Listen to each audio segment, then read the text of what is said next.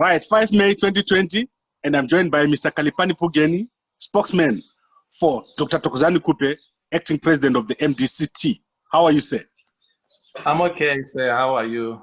Is everything okay within the MDC camp? Yeah, of course, everything is okay. Does Dr. Khuphe command any support?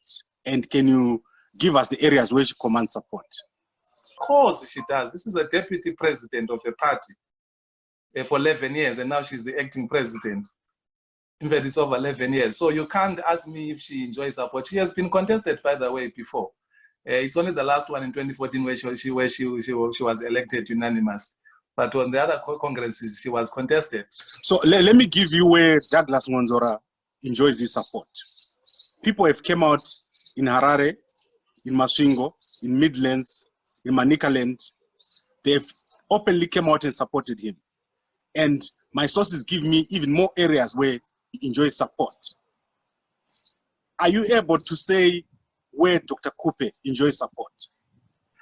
No, but that's the mistake you're making. You think that our congresses are fought out in the media or in public galleries. That's not where they are fought out.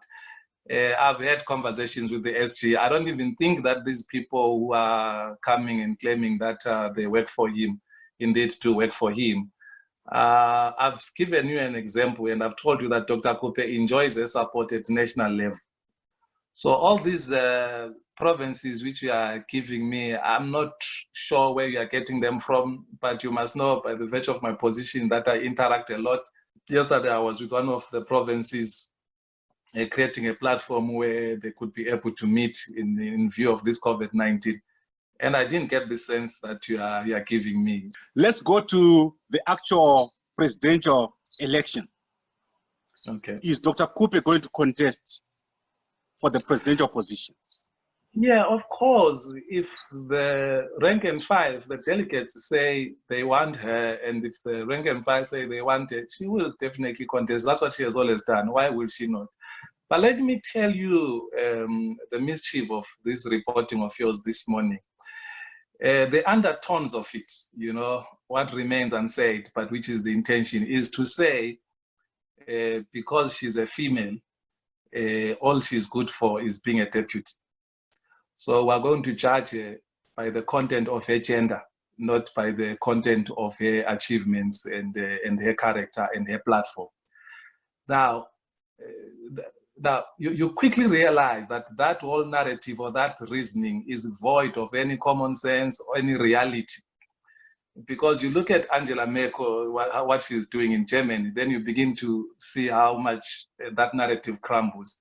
You begin to see at Dr. Nkosazana Zuma, you look at Dr. Phumzile Mlambo Ngcuka, you look at the New Zealand Prime Minister, you look at Hillary Clinton, you look at all those female giants, and then you realize how useless and how futile that whole argument is. The other undertone says she's from Matebeleland, she's one of the minorities and they cannot rule the country. Now, you just have to look down south across the Limpopo, and then you realize Cyril Ramaphosa, one of the smallest tribes, if not the smallest tribe in South Africa, doing great as a South African president. Yesterday, you would have seen him with the European Union, working out on what can they do with this COVID as far as immunization is concerned. And South Africa, with a leader from the minority about to inject money as well in finding this solution. Now, but here's a point that I'm making. Even if you had to use Zimbabwe as an example, if you were to say males are better leaders than females, then we shouldn't even be having opposition parties. We should be happy because Zimbabwe has been led by a male since 1980 and even before. So we shouldn't be having any problems. We should be happy. If you are to say a certain tribe is better or can lead better than the minorities, we should also be opposing because Zimbabwe has always been led by one tribe. So I'm just trying to show you how shallow the argument is in the lack of understanding of what are the reasons behind the formation of the MDCT. The formation of the MDCT was speaking to such issues to say we're going to judge people by the content of their character, by the content of their outcomes and performances, by also the content of their platform. And right now, I think Dr. Khuphe stands the shoulders above everyone else in that regard. Okay, so let's take Matabeleland. Yeah. Do you think Dr. Khuphe has done enough in Matabeleland to deserve the votes of the delegates? No, Dr. Khuphe has not done enough only in Matabeleland. Dr. Khuphe has done enough at a national level. Remember, this was the Deputy Prime Minister of Zimbabwe. And in that unity government, they had clusters which the principals were responsible for. So that would mean President Mugabe, the cluster he was responsible for, President Tsvangirai, the cluster he was responsible for, President Khuphe, the cluster she was responsible for, and the Deputy Prime Minister Arthur Mutambara, the cluster which he was responsible for. Now, Dr. Khuphe was responsible, amongst others, the cluster of education and child welfare. She was also responsible for the cluster of higher education. She was also responsible for the cluster of women affairs and gender affairs. She was also responsible for the cluster of health, information and publicity, foreign affairs, justice, constitutional affairs. This new constitution that you saw coming that came to play in 2013, you would have known that she played a role. She was supervising all those things. I can begin to list for you hospitals you can go to and see the wards she opened and see how much she did for the maternity wards there, the equipment that she brought in. You go to Mpilo Hospital, you'll find a name there. You go to UPH Hospital, you'll find a name there. You go to Risape Hospital, you'll find a name. Harare Hospital, you'll find a name. Mutare Hospital, you'll find a name. Masvingo Hospital, you'll find a name. She did a lot of work for maternity wings, steam reticulation. I can just go on and on. You will spend the whole day here with me. So you don't reduce her to a regime. It's a narrative of her detractors. She doesn't look at herself like that. She's not only a national leader, she's an international leader, because I can start to count for you international bodies that she chaired during her tenure as a Deputy Prime Minister and even beyond. Okay, Douglas Mwanzora has appointed Witness Dube as his campaign manager in Matabeleland. Who is the campaign manager for Dr. Khuphe in Matabeleland? Well, it will be unfair of me to comment on our SG. First of all, I don't speak for him, and I'm not sure the reporting which you are giving me, how accurate it is. To the extent that it is accurate, I can only say good luck to him. The campaign season has not started, so Dr. Khuphe is not under any pressure to start setting up a campaign team. We will soon announce when the campaign starts, then she can get involved in those activities.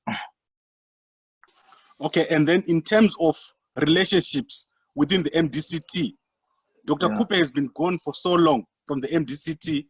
Do you think she stands a chance with Douglas Mwanzora, who has been the Secretary General, who has got the books, who appointed most of the people in the provincial and district structures?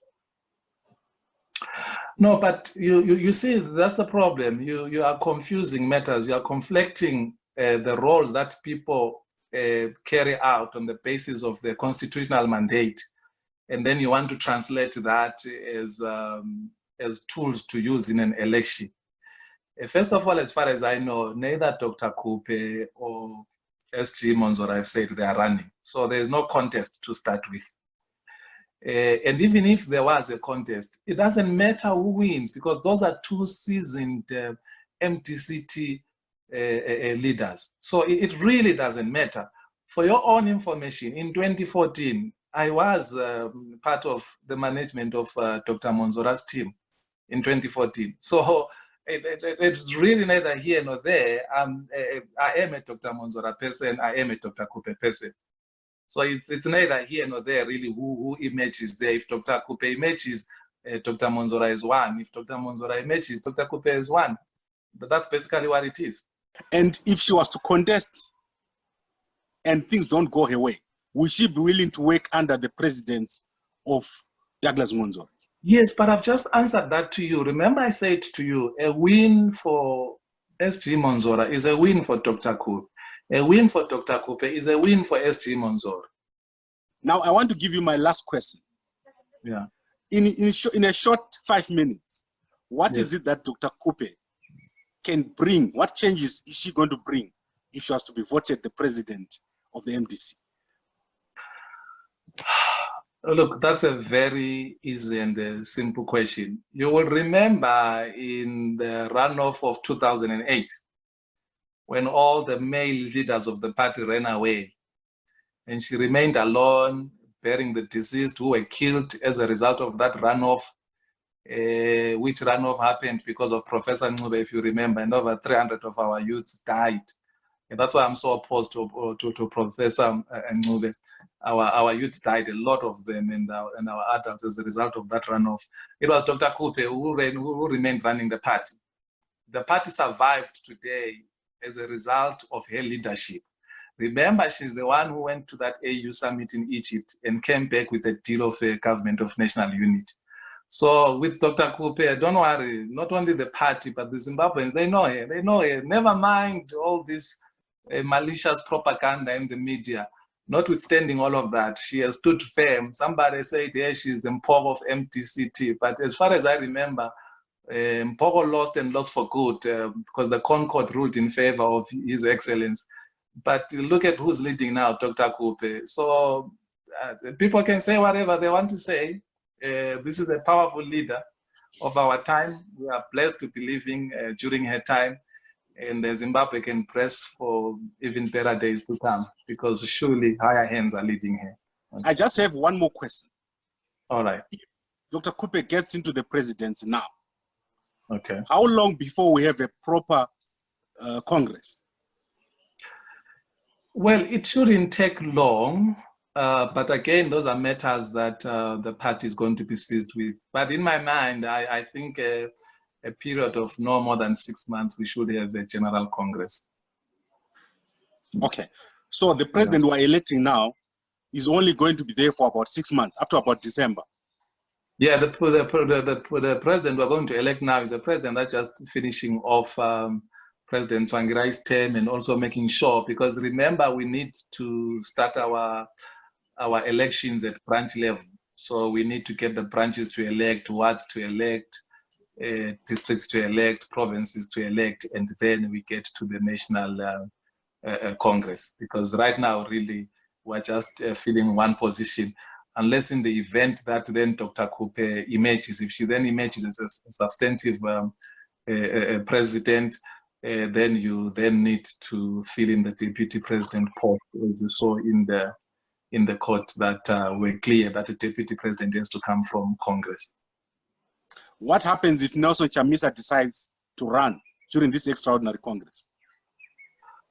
He is allowed to run, by the way, as long as he meets all the requirements that are there. I'm a bit worried because I saw communication yesterday with his signature claiming that he's a president of another party.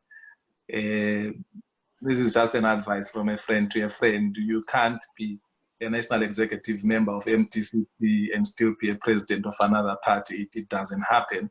So let's just see what happens. But otherwise, all things being equal, he's allowed to run. Would Dr. Khuphe be happy to be a deputy president to Nelson Chamisa if he wins? It's immaterial. What Dr. Khuphe will be happy with, she will be happy with those that adhere to the constitution and the character and the culture of MTCT. The rest really is immaterial.